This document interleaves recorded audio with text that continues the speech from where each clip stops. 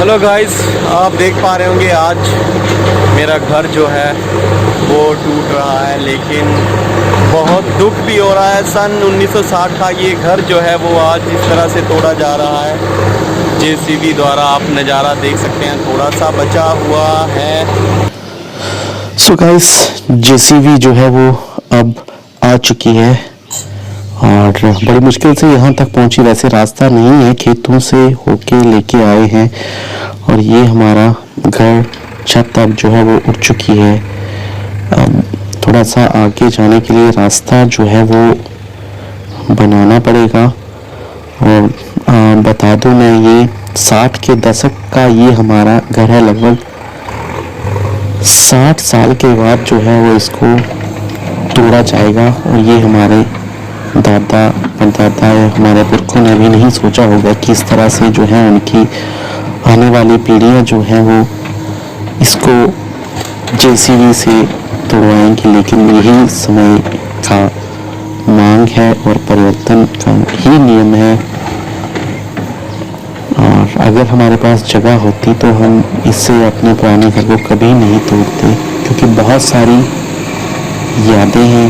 आप देख पा रहे हैं, बहुत दुख हो रहा है। आज हमारी ये जो रसोई है वो भी धू धू होकर मिट्टी में जो है वो मिल चुकी है। थोड़ी देर के लिए इसे रोका गया है। पिताजी जो है वो इस घर की पूजा करेंगे, जहाँ पे हम पले बड़े और हम जो है वो आगे बढ़े, ये परिवार जो है वो आगे बढ़ा। उस घर की स्तुति, उस घर को सम्मान सहित वो उसकी पूजा पिताजी कर रहे हैं और इस घर से आज्ञा ले रहे हैं कि हमें ये करने के लिए आप आज्ञा प्रदान करें। और जो हमारा नया घर बनेगा वो भी खुशियां भरे। जेसीबी की भी पूजा की गई कि आसपास में जो है वो बहुत सारे घर भी हैं हमारे, तो उनको भी कोई नुकसान ना पहुंचे। तो काम जो है वो बहुत ही ध्यान से करना पड़ेगा। गौशाला है, भाई का घर है, तो थोड़ा मुश्किल तो हो रहा है। बाकी देखिए, अब इस घर ने हमें बहुत कुछ दिया, बहुत यादें दी हैं। पता नहीं किस तरह से हमारे बुजुर्ग जो थे वो खेतों से मिट्टी उठा उठा के लेके आए, और जो है ये अब क्या हश्र जो है हमारे घर का वो हो रहा है। ये जो तार है थोड़ी दिक्कत जो है वो कर रही है। ये लाइव बिजली की तार है, थोड़ा संभल के जो है वो काम करना पड़ेगा, अदरवाइज कुछ भी हो सकता है। वैसे देखिए, ये मिट्टी की वो ईंटें, मैं आपको बता दूं कि उस टाइम का ये हमारा घर सबसे आधुनिक हुआ करता था। पहले जो थे वो हिमाचली में जानते हुए कंधाड़े, यानी कि मिट्टी भर भर के जो है वो, और भाई और मिसेस काशू अव्या अपने घर को टूटता हुआ देख रही हैं, शायद ही कह रहे हैं। और काशू और अव्या जो है वो तो लास्ट तक यही कह रही थी कि मत तोड़ो, ये अच्छा है, ये अच्छा है। हेलो गाइस, आज वो घड़ी आ चुकी है जिसका मैं आपको बताने जा रहा था। आज मुझे बहुत दुख है कि मेरा घर जो है आज टूट रहा है।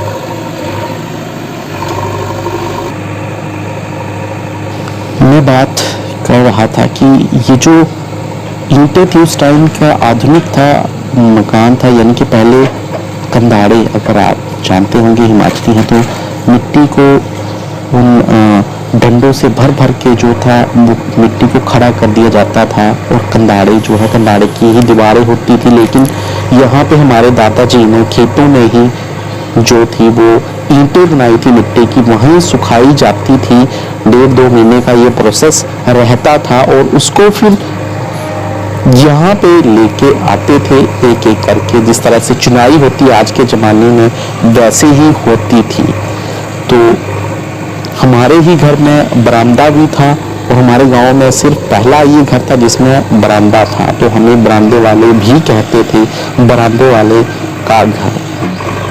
तो इस तरह से गांव में हमें पुकारा जाता था। और आज बरामदा भी नहीं रहा, आज वो ईंटें भी नहीं रही, और आज वो रसोई भी नहीं रहा, और आज जो है वो हमारा घर भी नहीं रहने वाला। ये देखिए पीछे जो है वो धीरे धीरे जो है सब कुछ मिट्टी में मिल रहा है। हेलो गाइस, आप देख पा रहे होंगे आज मेरा घर जो है वो टूट रहा है, लेकिन बहुत दुख भी हो रहा है। सन 1960 का ये घर जो है वो आज इस तरह से तोड़ा जा रहा है। जेसीबी द्वारा आप नज़ारा देख सकते हैं, थोड़ा सा बचा हुआ है, लेकिन परिवर्तन ही दुनिया का नियम है, तो हम क्या कर सकते हैं। खैर, सलाम है इस घर को, इस बुनियाद को, उन बुजुर्गों को मैं जो है उनका आदर सत्कार और प्रणाम करता हूँ, जो हम यहाँ परिवार पले फूले, और अपना आशीर्वाद हमें ज़रूर बुजुर्ग यहाँ पे दें। गाइस देख सकते हैं ये यादें, इस गांव में सिर्फ एक ही घर था हमारा जो कच्चा था, वो भी अब नहीं रहेगा, शायद ही अब यहाँ देखने को मिले। और हो सकता है कि आने वाली पीढ़ियां जो है वो ये वीडियो देख के ही पहचाने कि ऐसे भी हमारे पुरखों के बुजुर्गों के घर हुआ करते थे, जो कि अब नहीं हैं। अब कंक्रीट के, पत्थरों के हैं, तो ये जो है वो ज़रूर देखेंगे। और देखिए अब जो है बिल्कुल साफ हो चुका है, और अव्या भैया ये इनका घर जो है मेरे कज़न ब्रदर का साथ में ही है, तो ये भी देख रहे हैं कि क्या हो रहा है। थोड़ा यहाँ पे बहुत ही ध्यान से काम करने वाला है, क्योंकि नुकसान भी हो सकता है। तो वैसे तो ड्राइवर बहुत ही ज़्यादा एक्सपर्ट हैं, बड़ी एक्सपर्ट ड्राइवर को बुला के लाया गया है। तो मैं वही बता रहा था कि ये प्रोसेस बहुत लंबा होता था, लगभग 5 या 6 साल लग जाते थे कच्चे मकान को बनाने के लिए। अब जो है आज किस तरह से 2 या 3-4 घंटों में ये साफ हो जाएगा। एक एक चीज जोड़ के, मिट्टी जोड़ के किस तरह से जो है वो बनाते थे ईंटों का, सारी की सारी जो है इसमें मिट्टी ही यूज हुई है, और ये खेतों से भर भर के लाई गई थी। इसकी लिपाई पुताई, ईंटों को बनाना बहुत एक लंबी प्रोसेस हुआ करती थी, मशीनें हुआ नहीं करती थी। तो किस तरह से हमारे बुजुर्गों ने, हमारे पुरखों ने जो है वो इस घर की बुनियाद रखी होगी, किस तरह से उन्होंने वो राज देखिए, क्या एक मिट्टी में सब कुछ मिल रहा है। यानी कि हर चीज जो है वो मिट्टी में ही मिलनी है, चाहे वो इंसान हो, चाहे वो एक मिट्टी का घर हो, चाहे वो एक कंक्रीट का घर हो। यही सत्य है, यही सच्चाई है। सो गाइस थोड़ा सा ही बचा है साफ करने के लिए। फिर यहाँ पे बुनियाद रखी जाएगी नए मकान की, नए घर की। और आप देख पा रहे होंगे बहुत ही सावधानी से जो है वो धीरे धीरे करके आगे बढ़ा जा रहा है, क्योंकि साथ में ही भैया का घर है, इनको भी नुकसान नहीं होना चाहिए। तो उस लिहाजे से भाई साहब जो है वो काफ़ी हद तक अपना काम कर चुके हैं, और उम्मीद है कि इस तरह से कोई नुकसान ना हो। दूसरी बात जो यहाँ मधुमक्खी 1960 के दशक से हमारे दादा के टाइम से पीढ़ी दर पीढ़ी जो यहाँ हैं, उनका क्या होगा मैं नहीं जानता, क्योंकि अब उनको उस दीवार को, उस अलमारी को भी हटाएंगे नहीं हटाएंगे, ये जेसीबी ड्राइवर के ऊपर ही डिपेंड करता है। क्योंकि अगर ज़बरदस्ती की तो वो सारी की सारी जो है वो अटैक भी कर सकती हैं उड़ के। तो और दूसरी बात है कि वो पाप के भागीदार भी ड्राइवर नहीं बनना चाहेगा। तो देखते हैं अभी क्या होगा उनका या क्या नहीं होगा, मैं ज़रूर आपको बताऊंगा। सो गाइस आप ज़रूर हिमाचली पहाड़ी ब्लॉगर में बने रहें, सब्सक्राइब करें। ये मेरे ताया जी भैया भी देख रहे हैं कि क्या हो रहा है, जिस तरह से इन्होंने एक एक तिनका, एक एक ईंट बना के घर बनाया था, आज कैसे ढह रहा है, कैसे जो है मिट्टी में मिल रहा है। और ये व्यू मेरा भतीजा जो है ऊपर लेंटर से देख रहा है कि क्या हो रहा है और किस तरह से इनका बचपन भी यहीं गुजरा है। ये भी इसी मकान में पले बड़े हैं, हम सब इकट्ठे रहते थे। हाल ही में कुछ बरसों से अलग हुए हैं। और जो आप देख रहे हैं एक लकड़ी का ठेला सीधा सा, इसको बर्ल बोलते हैं, ये पूरे ही पेड़ का होता था। इसको लेके 5-7 जने लेके आते थे और ये बर्ल होता था। सारी छत जो है इसी के ऊपर जो थी बनाई जाती थी। आप लोग शायद जानते भी होंगे, कुछ नहीं भी जानते होंगे। और धीरे धीरे करके जो है वो सब कुछ मिट्टी में मिल रहा है। और ये जो मैं आपको बता रहा था, ये चीज, ये बर्ल है, इसे ये लकड़ी का लंबा लट्ठा होता है, इसके ऊपर छत बनाई जाती है। ये तुनी जिसे कहते हैं, आपके यहाँ पता नहीं क्या कहते होंगे, बर्ल लकड़ी का। अब थोड़ा सा ही पोर्शन बचा है, बाकी जो है वो साफ कर दिया जा चुका है।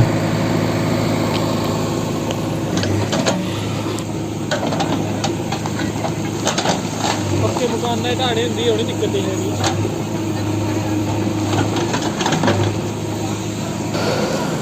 धीरे धीरे करके सब मिट्टी में जो है वो अब मिल चुका है। और ये 1960 के दशक से मकान जो है, आज भी इसकी 60 साल बाद भी कितनी नींव है। इतने पक्के मकानों की नींव जो है वो कभी भी नहीं होती और उसकी कोई चीज़ यूज़ में नहीं होती। आज जो है इसकी लकड़ी भी काम में आ रही है, हर चीज़ जो है वो काम आ जाएगी। मिट्टी जो है वो भी काम आ जाएगी यहाँ पे भर्ती डालने के लिए। अब जो है लगभग थोड़ा सा ही पोर्शन बचा है। एक मधुमक्खियों वाली दीवार बची है। अब उसका क्या करेंगे ड्राइवर साहब, मैं नहीं कुछ कह सकता, लेकिन ज़रूर आपको बताऊंगा। आप अंत तक जो है वो बने रहें। उन मधुमक्खियों का क्या हुआ, क्या नहीं हुआ।